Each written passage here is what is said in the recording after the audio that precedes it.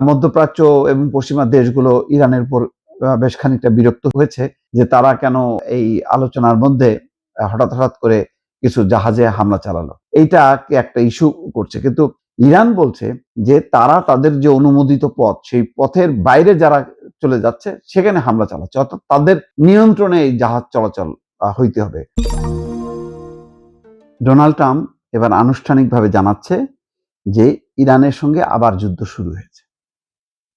মানে এই আলোচনা, এই যুদ্ধ কোনো ঠিক ঠিকানা নেই। কিছুদিন আগে কংগ্রেসে বলা হচ্ছিল যে ইরানে আর যুদ্ধ করতে পারবে না, নাকচ করা হয়েছে ইরান যুদ্ধ, এবং ট্রাম্পের যে ক্ষমতা সেটা সীমিত করা হয়েছে, এই মর্মে প্রস্তাব পাশ হয়েছে। তখনই আমি ভাবছিলাম যে এগুলি ফালতু। যখন ট্রাম্প মনে করবে বা আমেরিকা মনে করবে যে যুদ্ধ করার দরকার, তখন ওই কংগ্রেস কি বললো না বললো কিচ্ছু আসবে যাবে না। এখন হয়েছেই তাই। এখন তারা বলতেছে যে 1973 সালের ওয়ার পাওয়ার্স রেজুলেশন অনুযায়ী কংগ্রেস অনুমোদন না দিলে সামরিক অভিযান শুরুর 60 দিন পর প্রেসিডেন্টকে অবশ্যই মার্কিন সেনা প্রত্যাহার করতে হবে। আচ্ছা, গণমাধ্যম শুক্রবার ট্রাম্প যুক্তি দেখাইছে যে ইসলামিক রিপাবলিক অফ ইরানের উপর এই নতুন হামলা দেশে এবং বিদেশে মার্কিন নাগরিক এবং যুক্তরাষ্ট্রের স্বার্থ রক্ষার জন্য তার দায়িত্বের অংশ। এটা যুক্তরাষ্ট্রের স্বার্থ রক্ষা, মার্কিন নাগরিকদের রক্ষা করার জন্য এটা তার প্রেসিডেন্ট হিসেবে যে তার দায়িত্ব, এই যুদ্ধ করাটা হলো তার অংশ। হোয়াইট হাউস দাবি করছে যে এই পদক্ষেপের ফলে ট্রাম্প প্রশাসন ইরানের বিরুদ্ধে সামরিক অভিযান চালিয়ে যাওয়ার জন্য নতুন করে আরো 60 দিন সময় পাবে। তো বললাম না যে ওই সব মানে আমেরিকার কংগ্রেসের প্রস্তাব এগুলি কিচ্ছুই না। এবং এর ফাঁকেও তো যখন প্রয়োজন হচ্ছে তখনই হামলা চালাচ্ছে, এবং হঠাৎ করেই। এজন্য ওই কংগ্রেসের অনুমোদন নিতে হবে, কংগ্রেস সিদ্ধান্ত না দিলে সে পারবে না, এগুলিকে থোড়াই কেয়ার করে। তাদের অনেক আইনের ফাঁক ফোকর আছে, সেগুলি দিয়ে তারা বলে যে এটা হলো আমেরিকার জন্য, আমেরিকার মঙ্গলের জন্য, আমেরিকান জনগণের জন্য, তাহলে 7 খুন মাফ।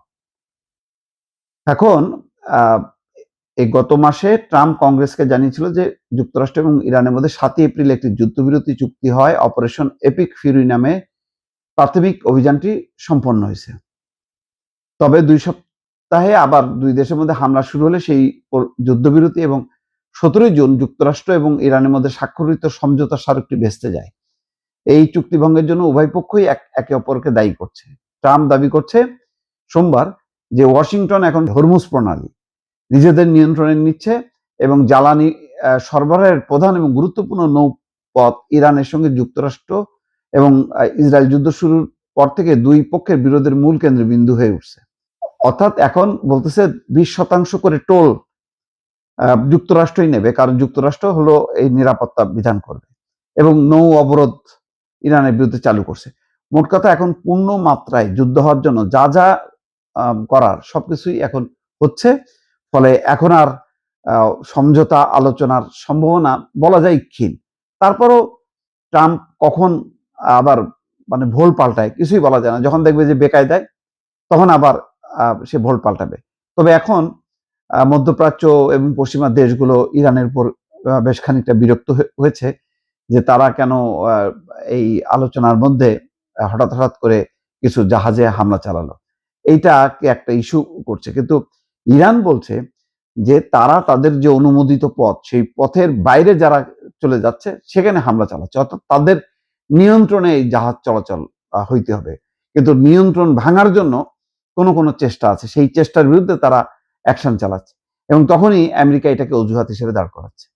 ফলে এখন কোন দিকে মোড় নেয় এই পরিস্থিতিটা এখন ঠিক বলা যাচ্ছে না দর্শক।